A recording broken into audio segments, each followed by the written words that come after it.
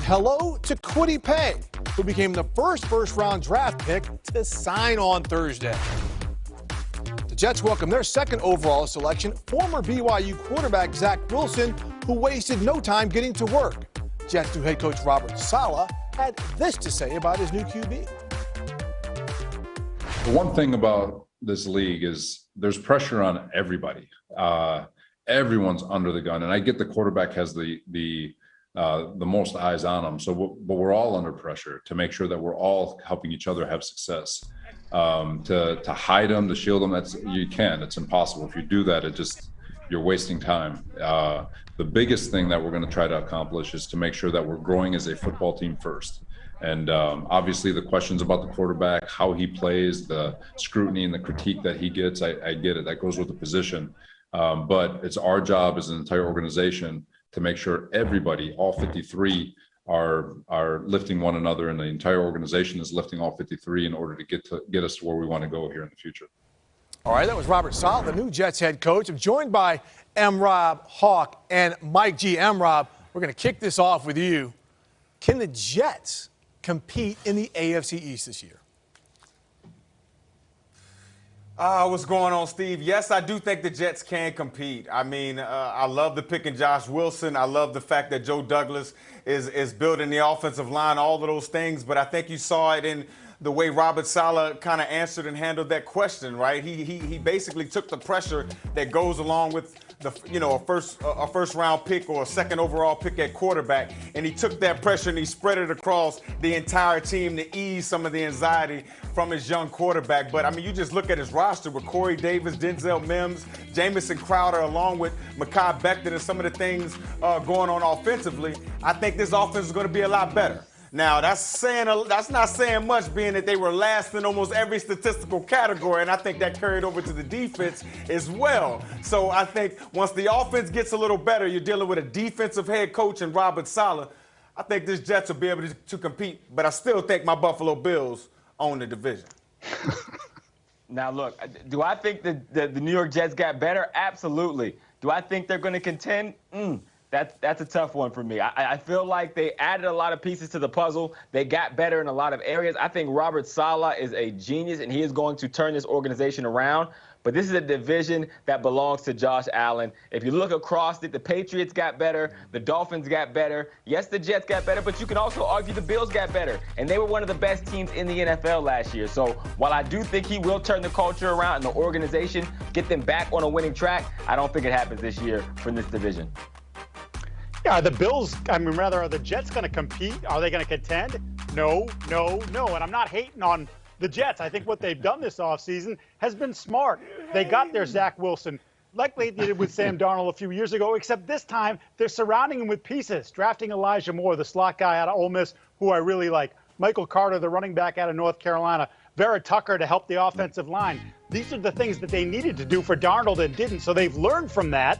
And now you're going to take some lumps, though, because this division, you got some nasty defensive coaches in this division, right? Sean McDermott, that's where he made his bones. Bill Belichick for all these years. And Brian Flores. It is not going to be easy. That's 6 division games right there where he's going to be tested big time. And, Mike, that's a good point. But to that, all those other quarterbacks have to face some good defensive coaches. And other than Josh Allen, there's quarterback uncertainty in New England. Tua has got to show improvement, so there's no reason to me why the Jets can't get in the mix. I do like your point. Can they be competitive? Yes, but will they contend? Most likely not. But there is no reason why the New York Jets can be more than a squeaky wheel in this division. So it'll be real interesting. And Mike, Rob, every time you're in Buffalo, they better treat you like a king because you have been riding them for an awful long time. All right, so now let's go to the NFC. And in Philadelphia, after trading Carson Wentz at the start of the offseason, it's pretty much been the worst-kept secret in the NFL that, yes, Jalen Hurts is going to be the starter in Philadelphia. Though the Eagles haven't made it official, GM Howie Roseman did give in a little. You're judging him off of 4 NFL starts in a tough situation with all the injuries that we have.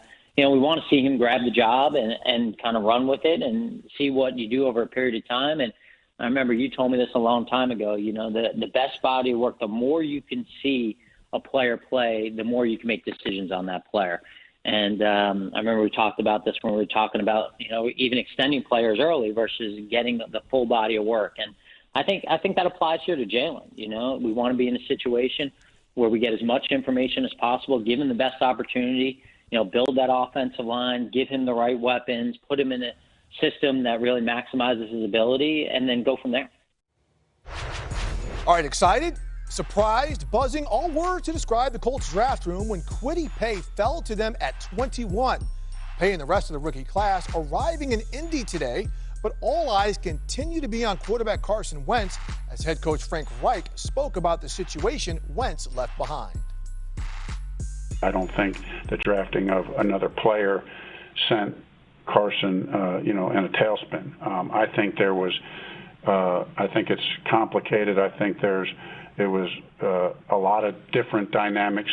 Everybody, when you win or lose in this league, everybody should share in the success, and everybody should share in the blame. It usually doesn't work that way. The quarterback, head coach, whoever, GMs, tend to be the focal point. So, Carson took his share of being the focal point of the blame, and that's part of the process of being a quarterback in this league, and you got to be a big boy and be able to take it. But, now's an opportunity to hit the reset button. All right, let's look at Carson Wentz, 2017 versus 2020. Now that is what you call flipping the script. 11-2, 3.81 as a starter. Look at that passer rating, almost 102 down to 72.8. The touchdown to interception ratio, no bueno. All right, so let's bring back Mike Robb, Andrew Hawkins, and Mike Giardi. And Rob, Frank Reich basically saying, hey, Carson, put on your big boy pants because the excuse making, that ain't happening here. Yeah, he did say that, Steve, and that's why I think Carson Wentz is going to have some success in Indy. But also, if you read the tea leaves, did you hear him kind of throw some shots in there at Philly too? Maybe there were other dynamics going on and stuff like that. But this conversation ain't about the Philadelphia Eagles, at least from my standpoint. It's about Carson Wentz and the Indianapolis Colts and how Frank Reich, I think, can bring out the best in Carson Wentz. And I think he's surrounded by a team that has playmakers. They have an offensive line. They have a run game. And again, the most important part is Frank Reich being able to challenge him, being able to call the plays that he's comfortable with. And I think we can see Carson Wentz get back to that 2017 form. But I'm looking at defensively and with Darius Leonard and those guys challenging Carson Wentz every single day. I think it'll make him a better quarterback.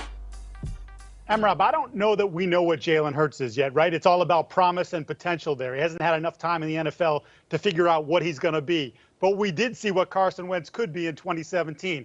And maybe that's the anomaly. Maybe that's not who he is, and what we've seen going forward is more what Carson Wentz has become. But I think there is a belief in Indianapolis that they can help him. And I just look at what, again, sort of like with Zach Wilson, what do they have around him? A lot more around him in Indianapolis than he ever had in Philadelphia, or at least ever since 2017. He was thrown to some undrafted guys.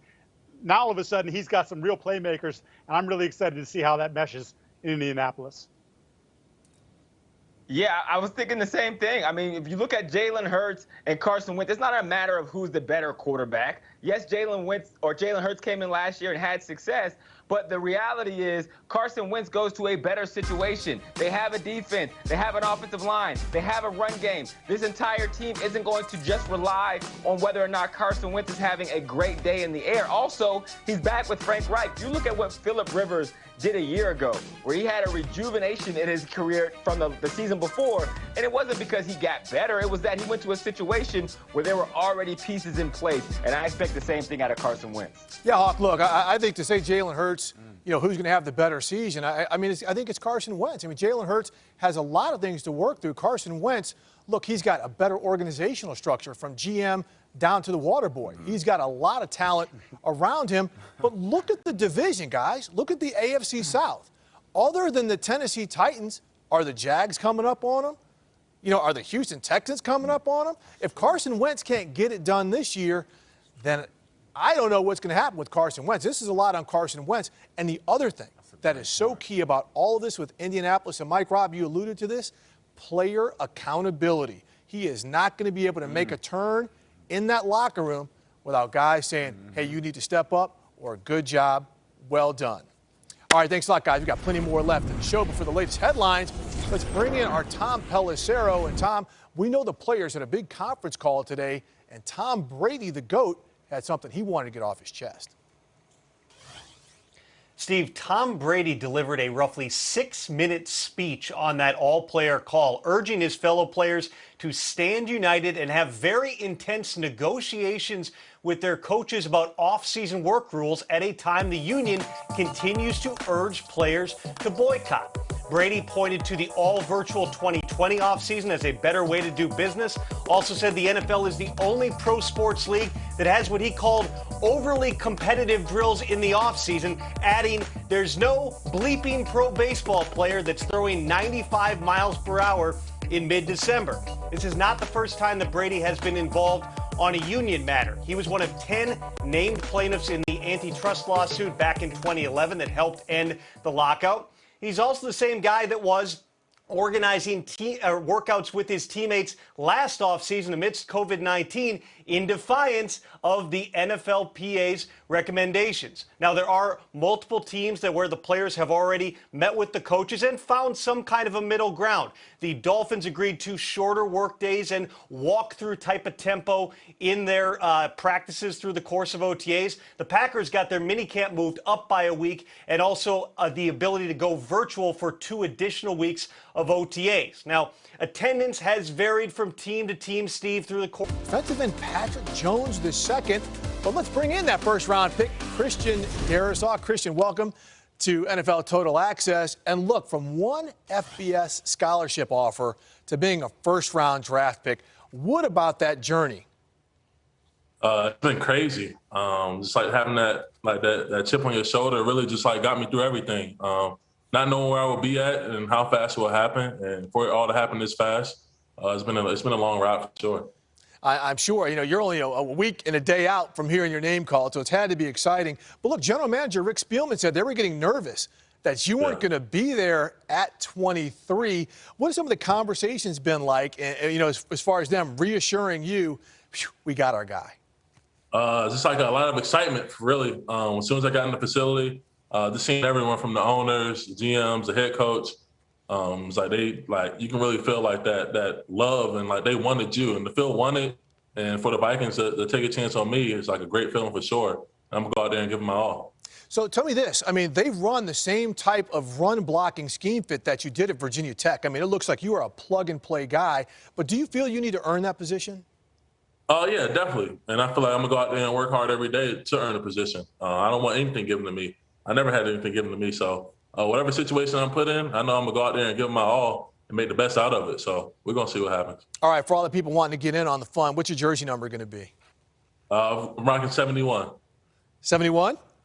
Yeah. Okay, great. Now, you look at the Vikings offense, right? You've got, oh, wait, here's the jersey number. There it is. There we go. Ooh, that looks good. I grew up in Minneapolis, so I like the way that looks on it. That purple will forever be with me. But look, you look at the talent on that roster, Kirk Cousins, Justin Jefferson, Dalvin Cook, Adam Thielen. What's it like to be joining an offense that could be very good if you hold up your end of the deal? It's definitely exciting. Just knowing once I got that phone call and it's just Minnesota Vikings, they already had a top 10 offense last year. So it's just exciting just to see how much better we can get. Just filling holes that they needed filled. So I can't wait to see how great we can be and how far we can make a run. Okay, so what was it like for you to get drafted, a pick after your Virginia Tech teammate Caleb Farley? You got hokey. Yeah, it was definitely a great feeling. We were texting during the whole night. It's I was asking him, where you think you're going to go? He asked me where I think I'm going to go. And then to see his name go across first, I was really excited for him. And then my phone started ringing, and then I just broke down emotional. It's for us two, we worked our tails off to get to this moment. And for us to go back to back, it was definitely a surreal feeling for sure. All right, now we've got to get to what could end up being your nickname.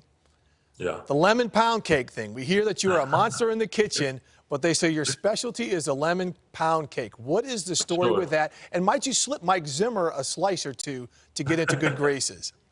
It might have to, but back in 4th or 5th grade, my aunt, she gave me her recipe, and I added a little spin to it. And I brought it down a 4th of July cookout at one of our family events and let them try it. And ever since then, it like took off. Like every time I came back up to Philadelphia, they always want me to make the cake every time.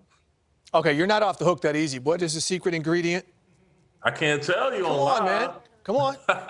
I can't tell you a lot. Coaches who would get on their knees right now for the opportunity to do that with Aaron Rodgers. They would be on their hands and knees right now, crawling to Lambeau to escort Aaron home in a horse and carriage that they were driving the horse on the buggy, and they'd stop every 5 minutes and go, Aaron, how's the temperature back there? Scan the QR code on the screen right now for the latest episode of Total Access, The Locker Room. Like us and subscribe. New episodes every Wednesday and Friday on Apple and Spotify or wherever you get your favorite podcasts. All right, now let's check out some draft grades presented by Lexus. And this is pass-fail style. Remember, use your phones to scan the QR code so you can play along with Mike Robb and Andrew Hawkins as they break down, again, some of these draft grades right now. Let's bring in Robb and Hawk. All right, gents, here's the question, pass-fail. I know Robb's going to go hard on this first one here because he's a tough grader. Packers waiting until the third round to select a wide receiver, pass-fail. It's a pass for me, Steve. It is a pass. Amari Rodgers is a dynamic receiver. They got him at a value pick in the third round. And guess what? They needed a cornerback, okay? Kevin King, I hate to say this about any player, but he was getting toasted last year a lot, right? They need another cornerback to go opposite Jair Alexander. They needed a center. Okay, in the second round, so that's who they got. So people keep talking about, get Aaron Rodgers more weapons and things along those lines. This was the 5th overall total offense in the National Football League last year. This was the #1 scoring offense in all of football and became one Aaron Rodgers scramble away from going to the Super Bowl. So I don't know how many more playmakers they need. Seems like they should be good with the ones they have. I mean, look, when I was coming out of high school in 2004, it was my dream in Johnstown, Pennsylvania to play for Penn State. I sent my tape, and they said, you know what, our quarterback, Michael Robinson, wouldn't be too happy if we signed a 5'6" wide receiver here in Happy Valley.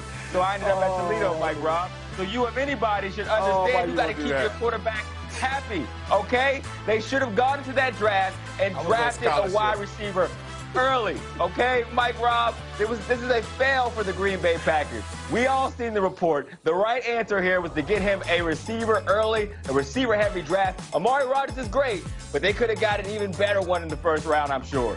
And Rob, don't get in your feelings, but the fans agree with Hawk.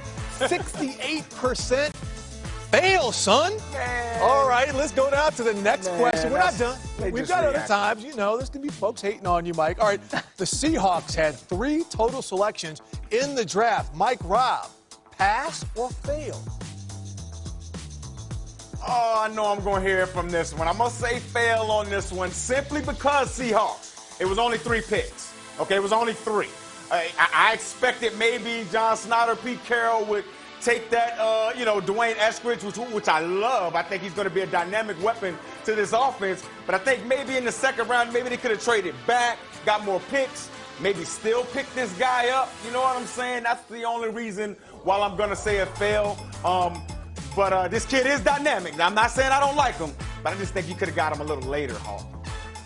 You know, I think you're right on the fail. I'm going to go fail plus because I do like Dwayne Eskridge. They only had a couple of picks. Again, we have another disgruntled future Hall of Fame quarterback who said, I'm sick of getting hit. Make that man happy and go get a tackle when you get your first pick.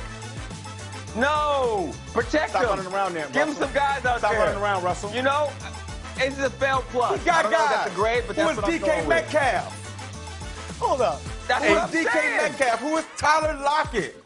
Come on, man. They not playing offensive line, can't say Mike that. Robb. They not blocking the edge. Okay. that, All right? right, you guys can hang on to this later because just by the fail plus, Okay, you're good. But 75% of the people playing along also not down, fail. 75%. They might have gave a fail minus there, Hawk. All right, the Jets not taking a defensive player until the 5th round. Mike Robb, pass or fail? I'm going to say pass, just simply because you play in the AFC East. okay? Which means you're going to have to score some points. Josh Allen, the Buffalo Bills, all that arm talent, all of those weapons up there, you're going to have to score some points, right? And you look at this Jets offense last year, again, like I said previously, they were dead last in almost everything. And Robert Saleh, I truly believe he'll get this defense together simply because he'll make it a lot more simpler and guys will know exactly what they have to do. I think the Jets will be fine. I love it. I'm going pass plus. This is my favorite one in this segment because Robert Saleh showed that he is a leader, Mike Robb. When he was out there, he said, you know what? Don't worry about the defense. I got them. The guys that are in the locker room already, when I come in here with my system, they're going to be fine. You take the first 5 picks and get the offense right, and we'll get to where we need to be. Put it on me. That's my kind of coach, man. All right, well, fans are agreeing with you. I want to just check the accuracy again. 63% pass. Well done, gents. Last one. The Patriots selecting quarterback Mac Jones, 15th overall. Rob, pass or fail? Oh, this is a pass. This is definitely a pass. I mean, this is a Tom Brady clone, and Bill Belichick didn't have to do anything to get him. He didn't have to move up. He didn't have to trade any picks. He didn't have to give away no players, anything. Now, I will say this, Hawk. Cam Newton, your seat is a little warm, bro. They got you for this 1-year contract. And, a couple of times last year, they pulled you just for a game. And Bill Belichick had to, at the end of the game, say, oh, yeah, Cam Newton's still our quarterback. Hey, Cam, love you, bro. I think you're a starter in this league. But they pull you next year, it's going to be a wrap for you in New England. I'm just saying, you better keep completing passes, big dog. Yeah, I'm going with the pass, too, on Bill Belichick because the way he's evolved. I think the biggest problem with coaches, especially older coaches that have been super successful, is they won't change their ways. Look at what Bill Belichick has done this offseason. In free agency, in the draft, he went up there and got a first-round quarterback with everyone telling him to do it. He did all the moves we would expect anybody else to do, and it shows like he's like, man, we need a quarterback here for the future. Whether Cam is it or this new kid is it, we need a competition. Let me go get Mike Jones. He's the best available. Big pass from old Hawk here. All right, well done, gents, because the fans agree with you. 75% pass. Rob, Hawk, pass plus. Salute. All right, now let's bring in our guy who covers the Patriots the most, Mike Giardi. And, Mike, you heard them just talking about Mac Jones. They gave them a pass on the pick. Well done. What do the Patriots think about Mac Jones? Hey, quickly, I stand with Rob when it comes to A-Rod and what they did for him and how he should just get over it. He's got enough pieces. Meanwhile, in New England, they feel like they got enough pieces for wherever the quarterback's going to be. But you mentioned Mac Jones. What they really like about this kid is the intelligence and the work ethic. Remember, this is a kid who wasn't a 5-star guy when he went to Alabama. No one knew that he could become the 15th overall pick in the first round of this year's NFL draft. He had to work his way up from scout team where he used to torch the first team defense and then get mouthy with Nick Saban when Saban said, why don't you cool your jets? And he said, why don't you make them figure out how to way to stop me right now? Now he comes to New England as someone with a reputation. He's going to digest that playbook. He's already got it in his hands. He's already force-feeding it to himself. Go back to what he did at the Senior Bowl. Staying up till 2:30 in the morning, then getting up at 6 because he didn't want to miss anything. He wanted to go over all that tape. He's going to be going over a lot of tape in New England so he can push Cam Newton sooner rather than later. All right, Mike, let's go down south in the division to a team that forced the Patriots to improve themselves because they're on the uptick, the Miami Dolphins. They had to get Tua some weapons. They go out and get Will Fuller and Jalen Waddle. What could their impact be? Well, it was very interesting hearing Brian Flores and the general manager, Chris Greer, talk after that draft and after the selection of Waddle about what speed can do, not just for Tua Tagovailoa and that offense in the passing game, but what it can do for the running game. A lot of people thought they were going to maybe take a running back in that second round or maybe even with their second first-round pick. Instead, maybe they get boxed out in the second round, but they don't make a pick. But what Flores said is, look, with these playmakers on the outside, we're going to force you to decide what you want to do. You want to go heavy in the box and then go one-on-one with Waddle and Fuller on the outside or with Waddle in the slot? Well, good luck with that because we think we can make some plays over the top of you. And, of course, you start doing that, they start to shift bodies out of the box, and that allows for more running lanes for that team to come. In recognition of Mental Health Awareness Month, the NFL is engaging in a league-wide effort to destigmatize conversations around mental health and well-being. Here on Total Access and across all NFL platforms throughout the month of May, NFL players are sharing ways in which they prioritize their mental health and emotional well-being. Raiders defensive tackle Solomon Thomas sat down with us during the 2020 challenging and unprecedented season to share his experiences that shaped his personal mental health journey.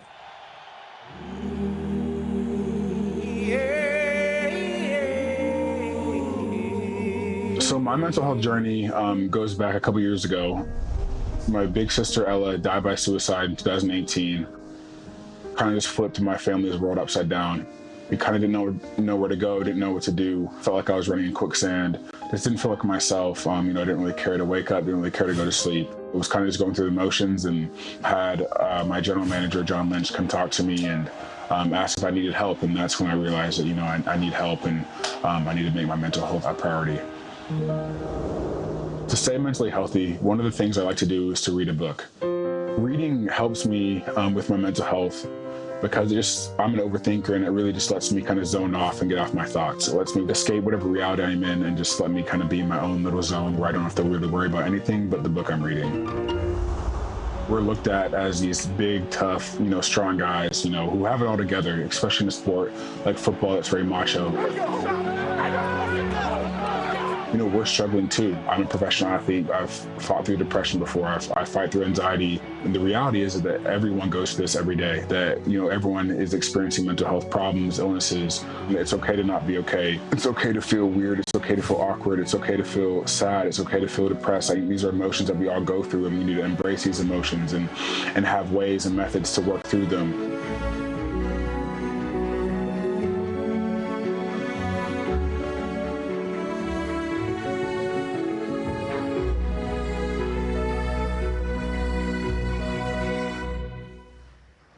Wow, a really moving, emotional video. Now we're joined here by Solomon Thomas. And Solomon, thanks so much for joining us, especially on this important topic. But one of the first things that really jumps out in that piece is the fact that Niners general manager John Lynch, he recognized something with you and reached out to you. What did that mean, especially if you didn't know if you were really going through something? It honestly meant the world to me, and truly it saved my life. I was at a dark time in my life, and John reached out to me. John's someone who I had a prior relationship with before him drafting me, and he could tell things were off, and I was going through a hard time. And this reminded me to really internally look at myself and be like I'm really in a bad place right now, and I need help. And it's obvious I need help. And so, it was a blessing that John came up to me, because after I got help, I learned how to work through my emotions. I was learning how to work through my grief, and it truly just saved me. I learned these coping mechanisms to take care of my mental health and make it a daily habit, make it a priority.